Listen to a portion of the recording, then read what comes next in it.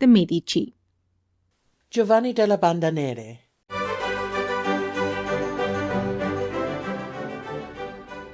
Please like this video so that more people have access to this content. Enjoy and also follow this channel to see other videos about art.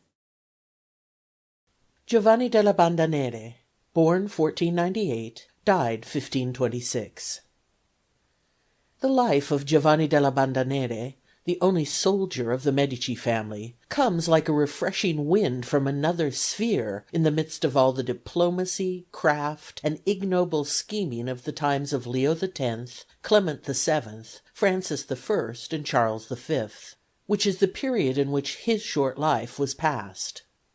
The only child of Giovanni de' Medici and his wife, Catherine Sforza, he was born in Forlì on the 6th April, 1498, and when about a year and a half old was sent away by his mother from Forlì, then about to be attacked, to Florence, to the charge of his uncle Lorenzo. When he was 3 years old his mother arrived at Florence from her imprisonment at Rome, and Giovanni returned to her care, and his earliest recollections must have been those of the Villa of Castello, with its stiff and formal garden and adjacent woods.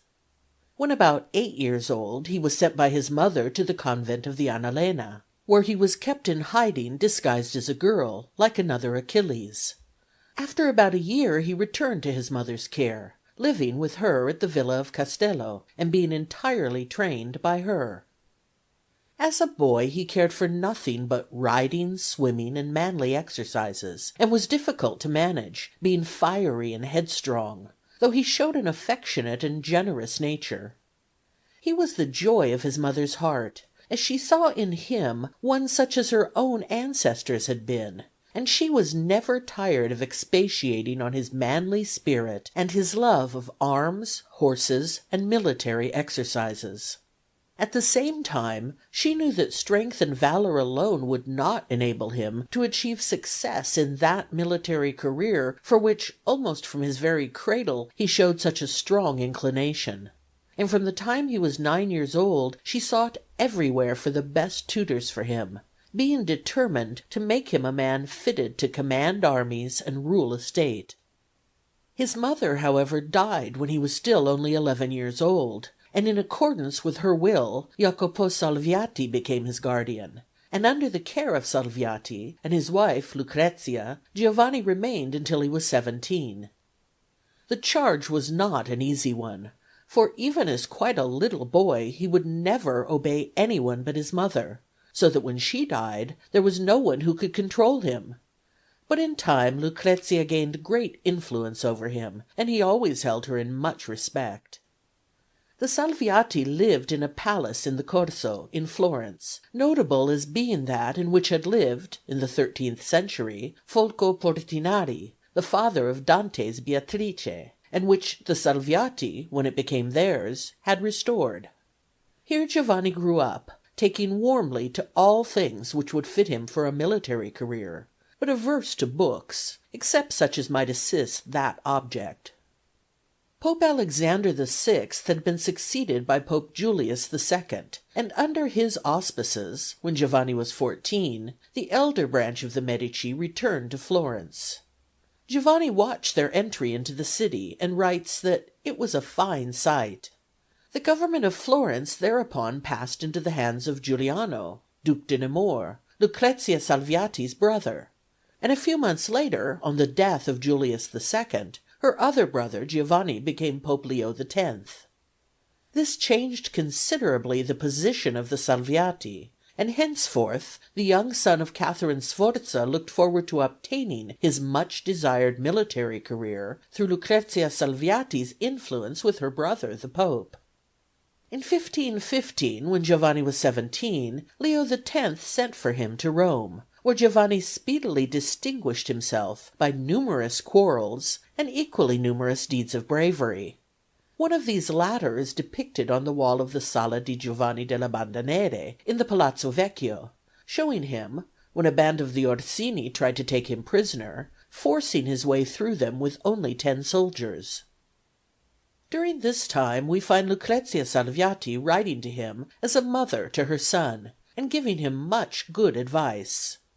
In the following year, when he was 18, Giovanni at last obtained that which had been the desire of his heart from his earliest years, and was given by the Pope command of a troop of 100 cavalry, and saw his first campaign, he and his troops being sent as part of the force dispatched by Pope Leo to attack Urbino, under the command of the Pope's nephew Lorenzo, who had become ruler of Florence. In this campaign Giovanni showed so many valuable qualities as a leader that he was soon advanced to a larger command. He manifested from the first all those qualities which most endear a commander to those whom he leads in war, and in a very short time his soldiers idolized him. And there was someone else who idolized him too, namely, his guardian's sensible and good-hearted daughter, Maria Salviati, who had grown up with him and knew all his aspirations, and worshipped this fine young soldier who loved her and was so rapidly winning distinction. So in November 1516, when Giovanni came back from his first campaign, they were married, he being then a little over 18 and she 17. By this marriage the two branches of the Medici family were united, Maria's mother being a great-granddaughter of Cosimo Pater Patriae, and Giovanni a great-grandson of Cosimo's brother, Lorenzo. But not for long did Giovanni remain encircled by the silken cords of love. He was soon back again with his troops, and seeking fighting wherever it was to be found. Nor did he even confine himself to land operations. Once, when there was no fighting to be done on land, he managed to get 3 small ships fitted out, and proceeded on a cruise in pursuit of the pirates who infested the coasts of the Adriatic. His rise was tremendously rapid, and we soon find him given by Leo X the command of a force of 4,000 infantry and 100 cavalry, and sent to attack Fermo. A hard-fought battle ensued, in which Giovanni was victorious. His letter announcing his success is to be seen in the State Archives in Florence, written in the bold, round style which characterizes his handwriting. Meanwhile Maria remained in Florence, living in the Salviati Palace, where on the 12th June 1519 a son was born to them, whom they named Cosimo, at the request of Pope Leo X, after the latter's ancestor, Cosimo Pater Patriae. It is told of Giovanni that, in order to make the child courageous, he had him thrown from the first floor of the Salviati Palace into the courtyard, where he stood and caught him in his arms. Though what Maria thought of such escapades with her child is not related. In this year 1519, when Giovanni was 21, Lorenzo, Duke of Urbino, the nephew of Leo X, died. And as he left only a daughter, while Giuliano, Duc de Nemours, had left no legitimate heir, it was evident that on the death of Pope Leo X, the rights of the Medici to the rule of Florence would pass to the younger branch, of which Giovanni was the most important representative. The latter, however, was rapidly making for himself so great a reputation as a commander in war that he despised all such questions, and gave no attention to the matter. The time was one in which war was becoming the normal condition in Italy, and by the time that Giovanni was 22 he commanded a force of his own, and these troops were becoming renowned throughout Italy. From the black armour which they wore called the Bande Nere, or black bands, which gave Giovanni the name by which he is known in history. And so invariable was his success in command of this force that he had already gained the title of the Invincible, and was one of the most noted leaders in Italy. In 1521, when he was 23, the long war between Francis I and Charles V began, and Giovanni della Bande Nere was now to have a larger field for the display of his military talents. So far as Italy was concerned, this first campaign between the two great antagonists resolved itself into a struggle for the possession of Milan, which, since the battle of Marignano in 1515, had belonged to France. Pope Leo X sided with Charles V, and to assist the imperial army in the campaign in Lombardy against the French commander, de la Trek, sent a large body of troops, of which the Bande Nere formed an important part. In these operations we find Giovanni holding with his force the line of Adda to the east of Milan, and eventually performing a remarkable feat in swimming his entire force across that river in order to make a rapid advance upon Milan. The result of this was that the city was taken, to the great delight of the Pope, who, however, died a week or two afterwards. During the short pontificate of Adrian VI, the war languished, but in 1523, soon after Clement VII had become Pope, the French again invaded Lombardy, and during this and the following year the fighting in northern Italy was incessant. By the death of Leo X, Giovanni della Bande Nere, failing his cousin Lorenzino, then 6 years old, had become the only legitimate representative of the Medici claims to the rule of Florence. But Clement VII was scheming in every way to keep that rule from passing to the younger branch of the family, and seeing in this successful soldier a dangerous obstacle to his views, managed to find constant employment for Giovanni and the Bande Nere, hoping that sooner or later he would get killed in battle. And Giovanni, caring nothing for political affairs, and entirely absorbed in his profession, was only too ready to be kept thus employed. Meanwhile Giovanni's reputation as a great soldier grew continually, his renown spreading even as far as England. He had begun by being looked upon as a uniformly successful leader of a first-rate body of troops. He was now getting to be considered indispensable wherever large operations were to be undertaken.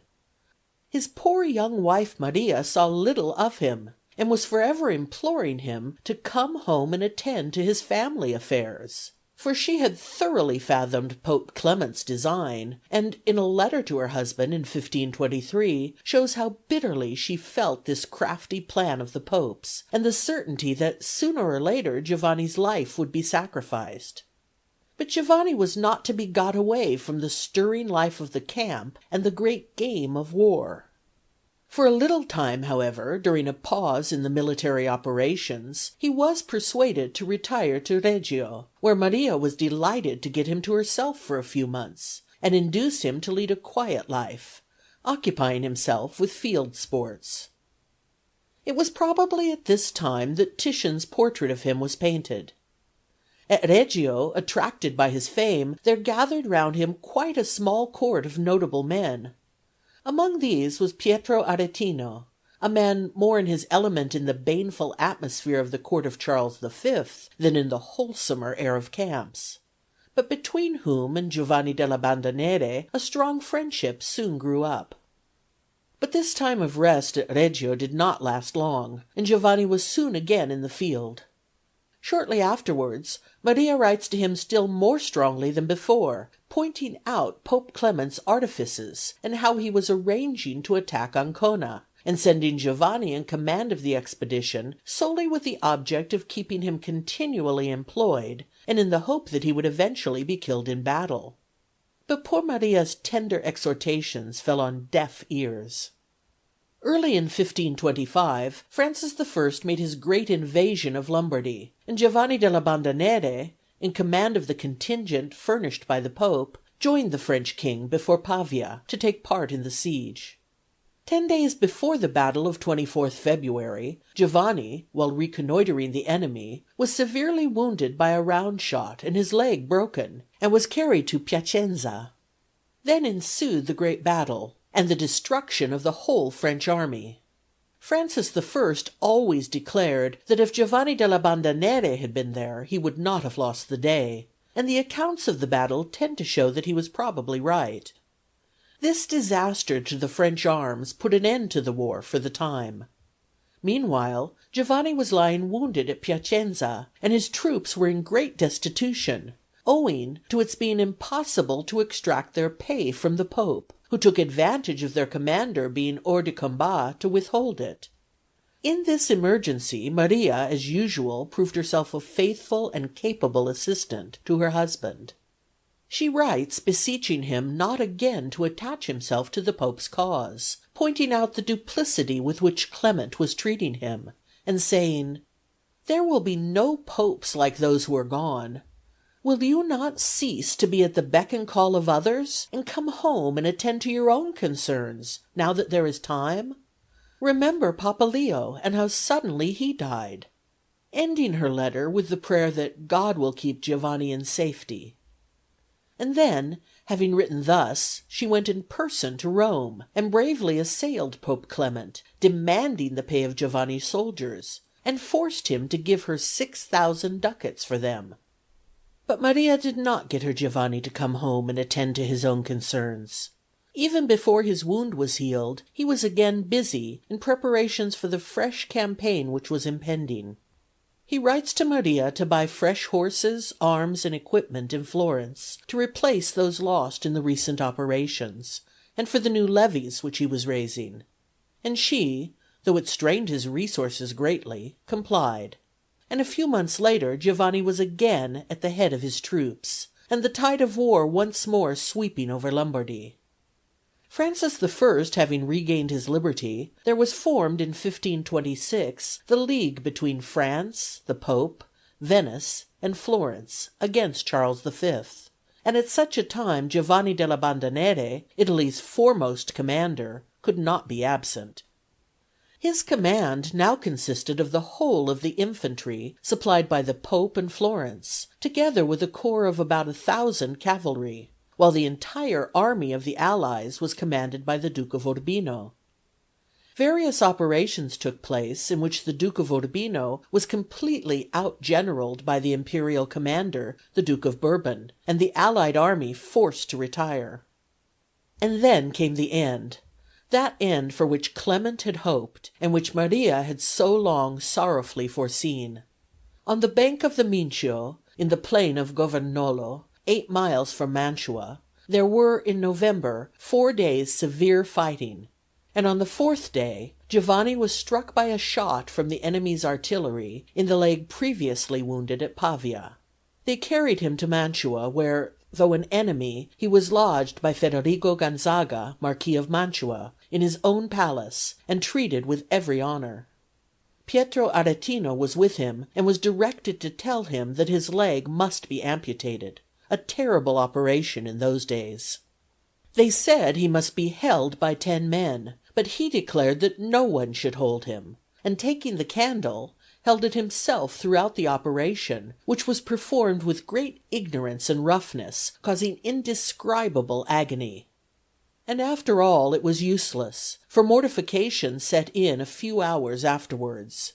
He endured intense pain, in the midst of which, however, he sent an affectionate message to poor Maria, and wrote an admirable brief address of farewell to his soldiers. And then, saying he would not die in a sick bed, had himself placed on his camp bed, and the pain thereupon departing, he fell asleep, and so died, 30th November 1526. He was buried in his armor in the church of San Francesco in Mantua, but in 1685 his remains were brought back to Florence, and buried in the family mausoleum. And when the Medici coffins were opened in 1857, more than 300 years after his death, his body was found still lying in its black armor, and with the amputated leg. Many of his letters are in the state archives of Florence, while his most prominent deeds in war are immortalized in the frescoes on the walls of the Sala di Giovanni della Bande Nere in the Palazzo Vecchio. He left only one son, Cosimo, who was 7 years old when his father died. The grief of the soldiers of the Bande Nere at their great commander's death was overwhelming. They wore mourning for him for the rest of their lives, and carrying a black banner, his celebrated corps won added honor even after he was gone, to the name he had made so renowned. And long afterwards they gave a notable proof of their regard for him. Most of Giovanni's soldiers were recruited from his mother's former patrimony of Imola, and many years after his death, when his son Cosimo was ruler of Florence, and a movement against the latter was being got up in Romagna, we are told that around Imola it could make no way, the old soldiers of Giovanni della Bande Nere repressing every whisper against their revered commander's son. As regards the character of Giovanni della Bande Nere as a soldier, we are told again and again of his extraordinary bravery, his fortitude amidst dangers and hardships, his modesty, just dealing, generosity, and unselfishness. The person who knew him best was Pietro Aretino, who thus describes him: "He gave away to his soldiers more than he ever kept for himself. Fatigue and hardship he endured with greatest patience. In the battlefield he wore no distinguishing mark, so that by his conspicuous valor alone could he be singled out from his men. He was ever the first to mount, the last to dismount. He esteemed men according to their value, not according to their rank or wealth. He was always better than his word in action, but in council he never traded on his great reputation. He had a wonderful art of governing his soldiers, now by love and now by fear. Of all things he held indolence in most horror. There is no doubt that his disposition was naturally virtuous. His faults were those only of youth, so that, had it pleased God to give him a longer life, everyone would have been as convinced of his goodness as I am myself. It is certain that he had a most affectionate heart. In short, many may envy him, but none can imitate him." So died at the age of 28 the greatest commander produced by Italy in the 16th century, one of whom it has been said that had he lived longer the history of Italy would have been altered, and the Emperor Charles V have been shorn of much of his glory. One also who attained the eminence he did, not, like Gaston de Foix or Charles of Bourbon, through being related to a king, but entirely by his own talents. We may well inquire what were the particular methods, peculiar to himself, by excelling in which Giovanni della Bande Nere, in only 10 years from the time that he was given his first troop of 100 men, made himself the greatest commander in Italy. There were plenty of conspicuously brave men among the leaders of troops at this time, but they did not achieve the success attained by him, so that we must look elsewhere than to his renowned bravery for the secret of that success. If his history is studied, it will be found that 2 main lines of action produced the result, both of them demonstrating unusual insight into his profession. As regards the first of these, it is stated that he was the first commander in war who exercised a personal care over his troops.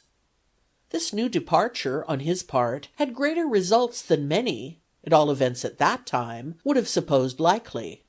For we find that his care of his men, watchful protection of their interests, generosity, justice, and absence of regard for himself, when joined to his great courage and chivalrous character, made his soldiers, notwithstanding his very strict discipline, ready to make efforts for him which none other could have obtained from them. But the second way in which Giovanni della Bande Nere struck out a new line for himself is more remarkable, requiring, as it did, an unusual independence of spirit. In those days, as in many subsequent times, it was considered a finer thing to command men who rode than men who fought on foot. Giovanni della Bande Nere held another view. It is stated that he was the first commander since Julius Caesar to realize that, since it is the infantry arm which in battle bears the brunt of the fighting, that arm must in all ways be given the chief importance, both in peace and war, by a commander who desires success. Acting on this, which only his unusually ardent love for the soldier's profession enabled him to discern, Giovanni della Bande Nere, though he had begun as a leader of cavalry, very early in his career changed to being an infantry commander, and remained such for the rest of his life. As a consequence he became, we are told, the first commander under whom the infantry began to acquire fame since the time of the Roman legions. The result of these 2 courses of action was that his infantry became such as no infantry had been for many centuries, and won for him the name of the Invincible at only 22, while by the time he was 28 he had become the greatest commander in Italy. We hope you enjoyed this video. Please let us know in the comments what other art contents you would like to see. And don't forget to like this video and follow our channel. Thank you, and until the next video.